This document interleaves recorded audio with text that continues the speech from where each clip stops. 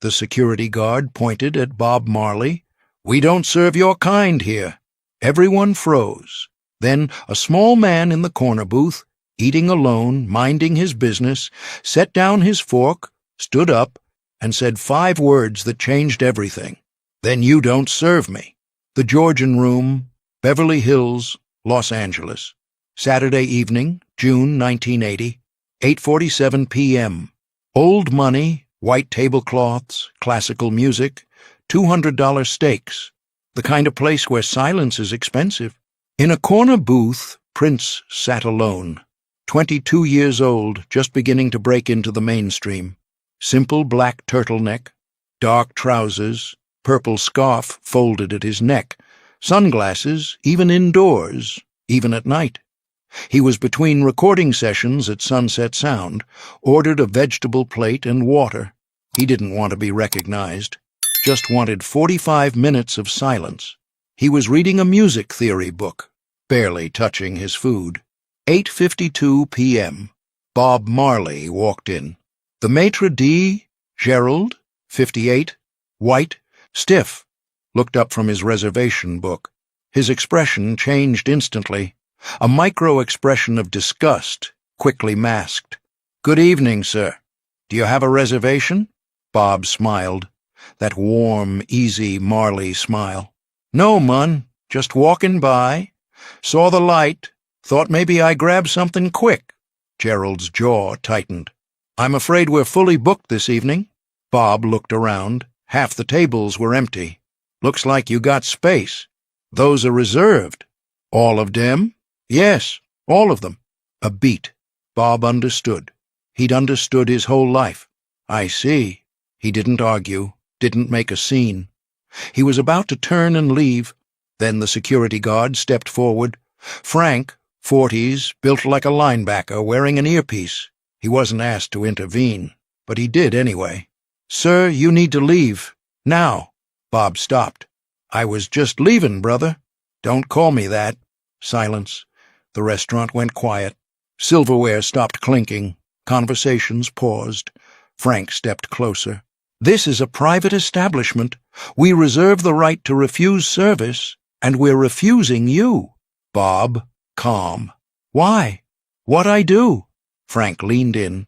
His voice dropped, not to hide what he was saying, but to make it more intimate, more cruel.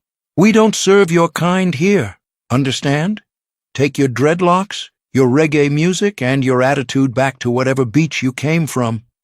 This is Beverly Hills, not Kingston." The room was frozen. 30 people in the restaurant. Not one moved. Bob Marley, a man who had performed for 80,000 people, who had faced down political violence in Jamaica, who had survived an assassination attempt, looked at Frank and said nothing. He just nodded slowly, turned to leave. Prince, in the corner booth, had been listening. He'd seen Bob walk in, didn't recognize him immediately, just saw a black man, dreadlocks, being refused service. He'd heard Frank's words from across the room. "We don't serve your kind here." Prince knew those words. He'd heard variations his entire life, not always that direct, usually more polite, but the meaning was always the same. He set his fork down, removed his sunglasses, stood. Prince walked across the restaurant. Every eye in the room turned to him. He was small, 5'2", but the way he moved made him feel enormous, controlled, deliberate, like a man who knew exactly how much power he had and exactly when to use it. He stopped directly in front of Frank, looked up at him. Frank was 6'1". Prince's voice was quiet, conversational. "What did you say to this man?" Frank, confused. "Excuse me? What did you say to this man?" Frank glanced at Gerald, who looked nervous now.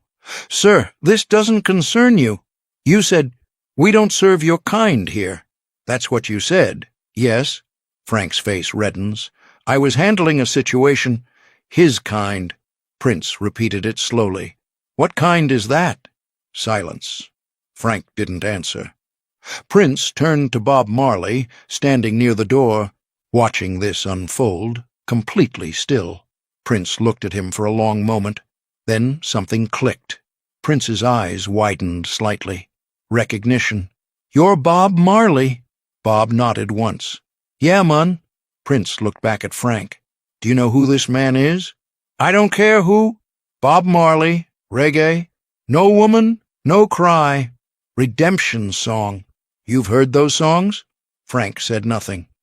Prince turned to the restaurant, addressed the entire room. "This man has sold millions of records. He's performed for heads of state. He's a living legend of music, and you just told him you don't serve his kind." He let that sit. Then, quieter. "But that's not why I'm standing here." He looked at Frank. "I'm standing here because even if this man wasn't Bob Marley, even if he was a janitor, a dishwasher, someone with no name you'd ever recognize, you don't get to talk to him like that." The restaurant was dead silent. Prince turned to Gerald. "I'm a customer here. I've been eating quietly in that corner booth for 30 minutes. I assume you know who I am." Gerald, stammering. Yes, Mr. Nelson, of course." "Good. Then you know I can afford this meal, and many more." He reached into his pocket, pulled out a $100 bill, set it on the maitre d' stand. "That's for my meal. I'm leaving, and I won't be coming back." He looked at Frank. "And neither will anyone who was in this room tonight, because they're all going to tell this story. And in that story, your restaurant is the place that turned away Bob Marley because of the color of his skin." He let that land. Then he walked over to Bob, extended his hand. "I'm Prince." Bob shook it. His smile was genuine now. "I know who you are, brother. I want to be your lover. My daughter loves that song." "Thank you." Prince turned to the restaurant one last time. "If you're not leaving with us, you're saying you're okay with what just happened. Your choice." He walked toward the exit. Bob followed. For 5 seconds, nobody moved. Then a woman in her 40s stood up, threw her napkin on the table. "We're leaving." Her husband, surprised. "Honey." "Now." They walked out. Then an older couple near the window. The man pulled out his wallet, threw $200 on the table. "Keep the change." His voice was ice. Then a young man in a suit. He'd been on a first date. The woman with him hesitated for just a moment, then stood too. They left together. Then a group of 4. Business dinner, jackets over the backs of their chairs. They didn't even finish their drinks. Within 90 seconds, 22 of the 30 people in the restaurant had left. Gerald stood frozen behind the maitre d' stand, watching his Saturday night, his most profitable night of the week, walk out the door in waves. Frank's earpiece crackled. Someone from management. He pressed his finger to his ear, listening. His face went white. The 8 people who remained sat in silence. Some stared at their plates. One couple got up, 30 seconds later, and left without a word. Down to 6. Frank and Gerald stood there in the nearly empty restaurant, the classical music still playing softly in the background, completely oblivious to what had just happened. Outside, on the sidewalk, under a streetlight, Bob laughed. That warm, knowing laugh. "You didn't have to do that, mun." "I know." "But you did anyway." Prince looked at him. "You were about to walk out. You weren't going to make a scene. What's the point? I've seen it before. I'll see it again." "That's exactly why someone had to say something." Bob studied him for a moment. "You're younger than I thought. 22. You move like you've been doing this for 50 years. I've been black for 22. That's enough."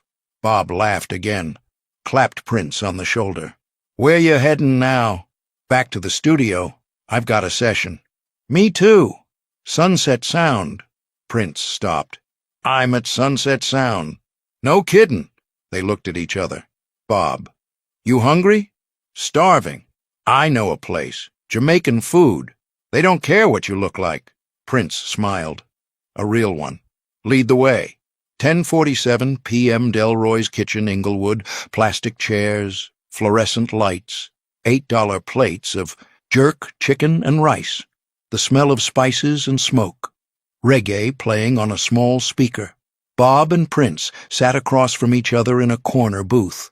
Bob ordered for both of them, insisted Prince try the oxtail. They ate in comfortable silence for a while. Then Bob asked, "Why you eat alone? You famous now. Where's your people?" "I don't like people." Bob laughed. "You just defended a stranger in a restaurant full of rich white folks. You like people. I like quiet people." "Fair." Another silence. Then, "Can I ask you something?" Bob said. "Yeah. Back there, in the restaurant, you said, even if he was a janitor. You meant that?" Prince set his fork down, looked at Bob. "My father was a janitor, night shift. He cleaned office buildings so I could take piano lessons." Bob nodded slowly. "My father cut sugar cane. Never learned to read." They sat with that. Bob, "We come from the same place, brother. Different islands, same ocean." "Yeah." They talked for 2 hours, about music, about growing up poor, about being black in an industry that wants your sound but not your face, about the weight of being a symbol when all you want to do is play. Bob told Prince about the assassination attempt in Jamaica, 1976, the bullet that was still in his arm, how he'd played a concert 2 days later anyway because the people needed to see him standing. Prince told Bob about Minneapolis, about being called too black for white radio, too white for black radio, about radio stations that would play his music but wouldn't put his face on the posters. At one point, Bob asked, "You ever feel like you're carrying more than just your own life?" Prince knew exactly what he meant. "Every day? How you handle it?" "I make music. That's the only time it doesn't feel heavy." Bob nodded. "Same." They sat with that truth between them. 2 men, different sounds, same burden. At 1:13 a.m. they were still talking. The restaurant was closing.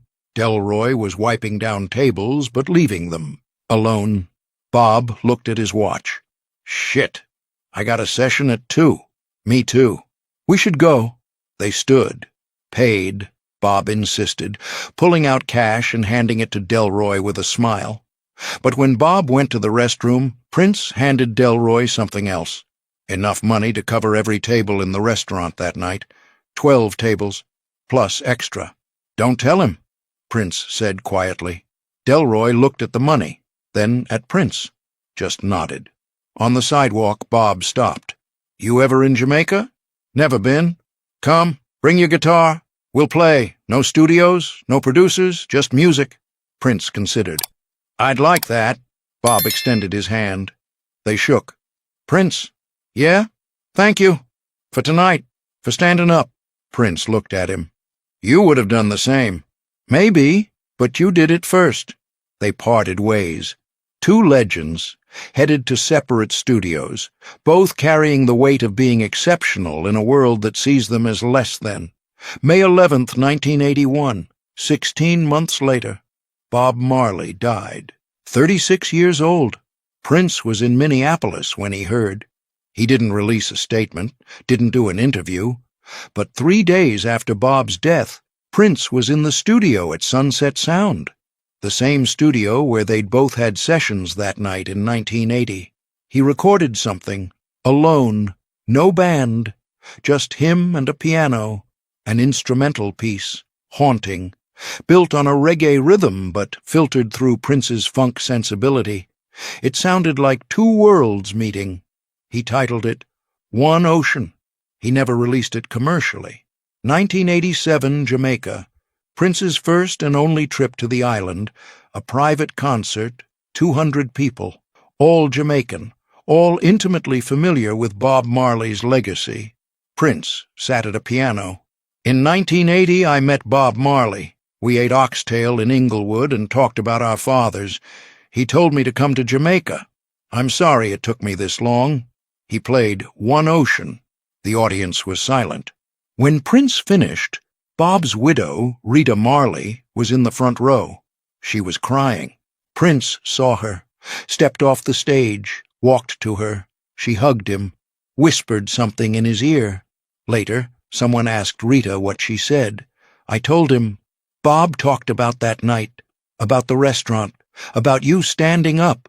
He said you reminded him why he made music, to stand for people who can't stand for themselves. 2004A documentary about influential black musicians.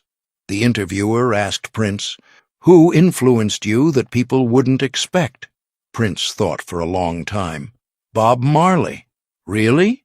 Your music is so different. It's not about the music. It's about the mission." He paused. "Bob taught me that being excellent isn't enough. You have to be willing to stand in the room and say, if you don't respect him, you don't respect me, even when it costs you something." "When did he teach you that?" "One night in Beverly Hills, at a restaurant I'll never go back to." The interview moved on. Prince never told the full story publicly, but in Delroy's kitchen in Inglewood, the Jamaican restaurant where Bob and Prince ate oxtail that night in 1980, there's a photo on the wall. 2 men, corner booth, plastic chairs, smiling, no caption. The owner, Delroy, now 78, still tells the story to anyone who asks.